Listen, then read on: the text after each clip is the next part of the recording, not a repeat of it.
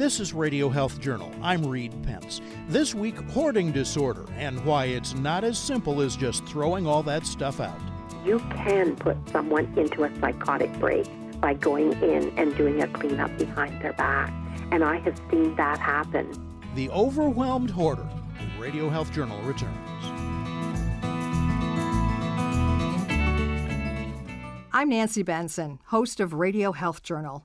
If you enjoy listening to Radio Health Journal, you'll also like our sister show, Viewpoints, which covers a wide array of topics from education to history to the environment. Here's a preview of what they're covering this week on Viewpoints. There are 19 million Americans who have a felony conviction, a huge barrier to employment and full participation in society. The difficult task of starting over and finding work after serving time. Then, there's a lot of things that can happen in January that can get us down, and it's really helpful to kind of honor it, recognize it, and prepare ourselves for it. When the winter blues turn into something more. I'm Marty Peterson. And I'm Gary Price. These stories in depth this week on your public affairs magazine, Viewpoints. Listen to Viewpoints on your favorite radio station and subscribe and listen to shows anytime on Apple Podcasts and Google Play.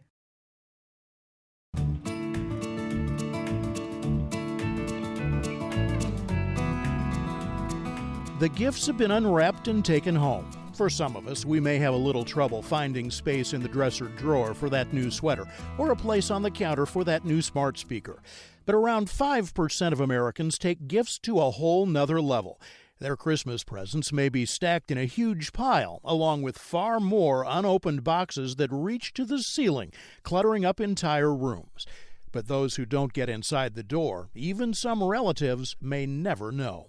People with hoarding disorder are really embarrassed about the items in their home, and they don't have people over. Dr. Carolyn Rodriguez is Associate Professor of Psychiatry and Behavioral Sciences and Associate Dean for Academic Affairs at the Stanford University School of Medicine. Individuals with hoarding disorder, what's notable about them is a level of disorganization. So things that belong in the garage or in the kitchen or in the bathroom.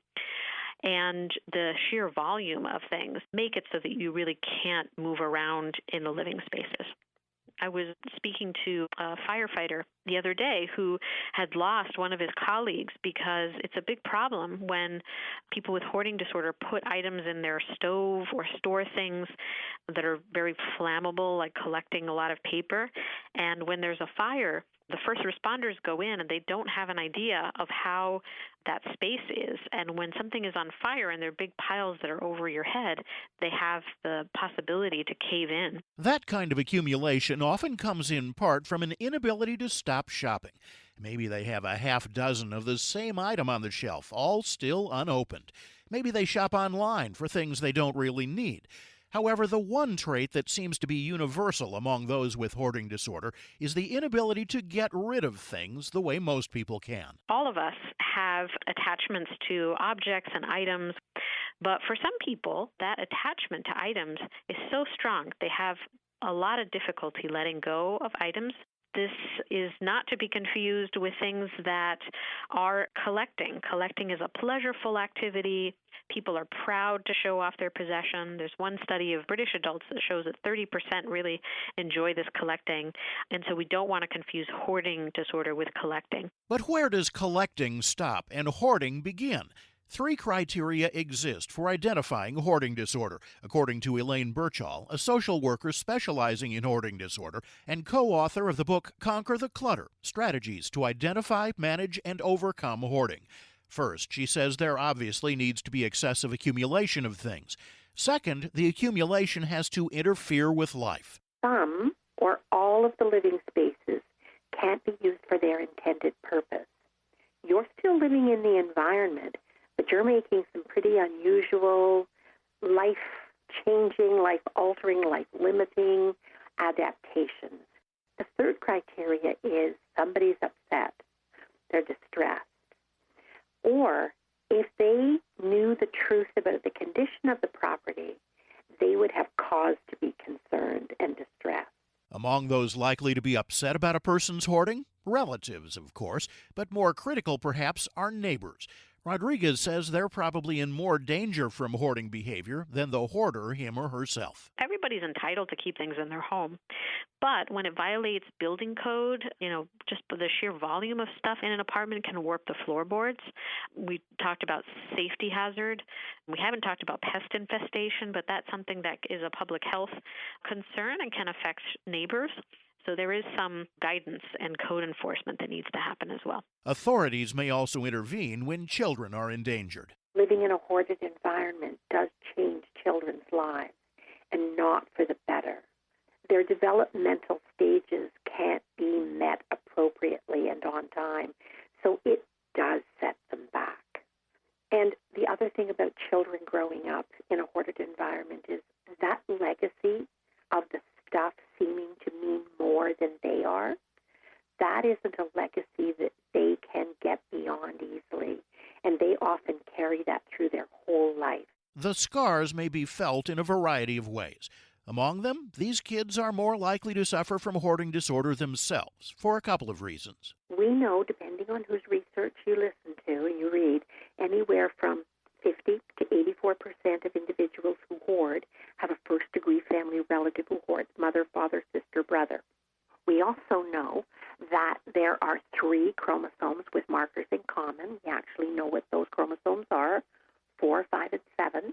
We know that the power of modeling behavior just exponentially magnifies the impact of genetic predisposition to hoarding. Birchall says the second path to hoarding behavior comes from a variety of comorbidities, other disorders that increase the risk. Could be ADD, ADHD, depression and anxiety.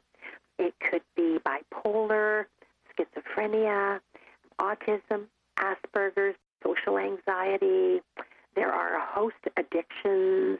And so the other physical health conditions are MS and Parkinson's, because at a certain point in the deterioration of those diseases, it's not unusual to develop a cognitive impairment, which then puts you at a higher risk for starting to clutter, starting to make decisions that lead to hoarding disorder. However, Birchall says a lot of people without those disorders may be vulnerable if the wrong circumstances occur. I believe that most people are vulnerable to this.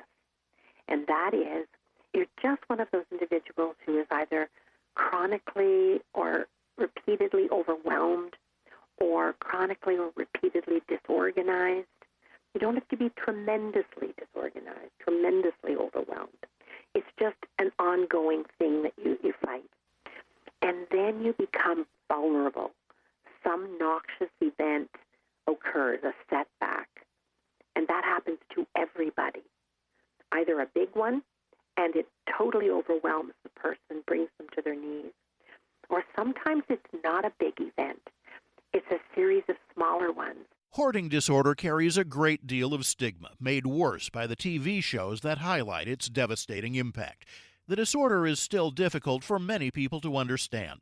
Birchall says virtually all of those she's worked with admit they're overwhelmed by all their stuff. But Rodriguez says they don't use the word hoarder.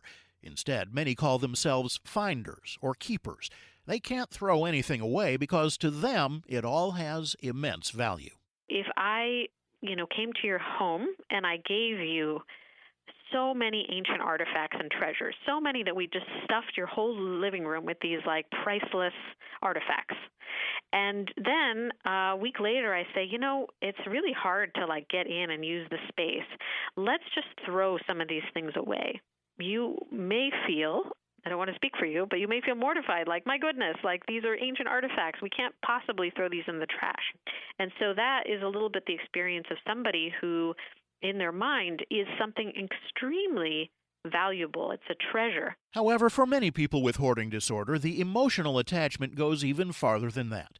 Well-meaning relatives may not understand it. They may see their family members home and think that if you simply clean up the clutter and throw it all out, everything will be okay. But that might be the worst thing they can do. You want to have a mental health professional available for that person, because the remediated environment is extremely destabilizing. You can, this is not drama or exaggeration, you can put someone into a psychotic break by going in and doing a cleanup behind their back. And I have seen that happen with clients who have come to me after that's happened. They actually had to be hospitalized. They had to be kept. They had to be on a suicide watch for 72 hours because of the trauma. We had a case of an individual who was away on a trip, and I think the neighbors didn't know, and when they looked in, they thought that he had passed away.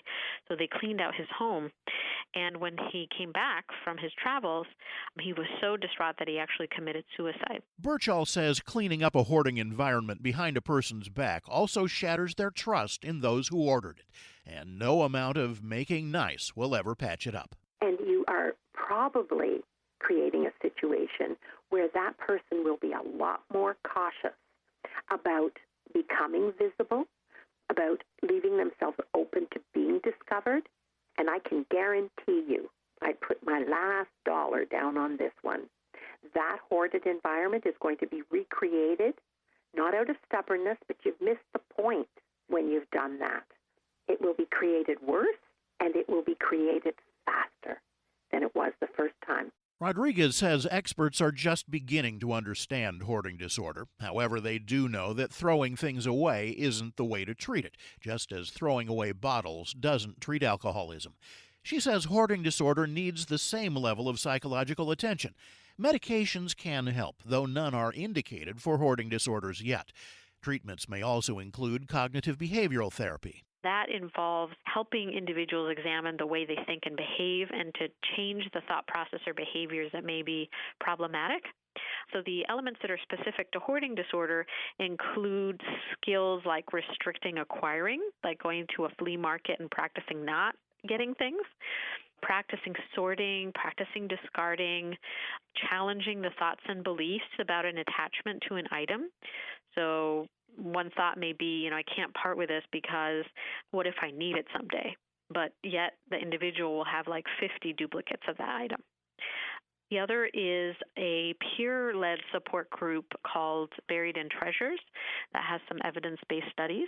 And these are support groups. They follow the cognitive behavioral format and practice these kinds of activities. Birchall says respect for the person with hoarding disorder is extremely important as well.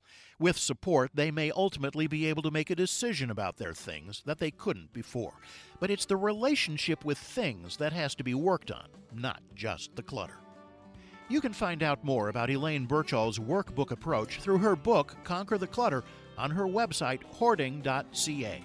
You can also find more links and information about all our guests on our website, radiohealthjournal.org. I'm Reed Pence. Coming up next week on Radio Health Journal. What kind of response you'll get, that depends on where you live.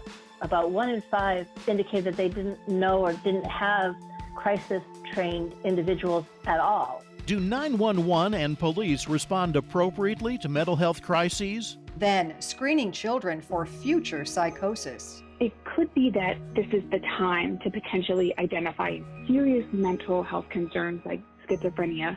All that and more on Radio Health Journal.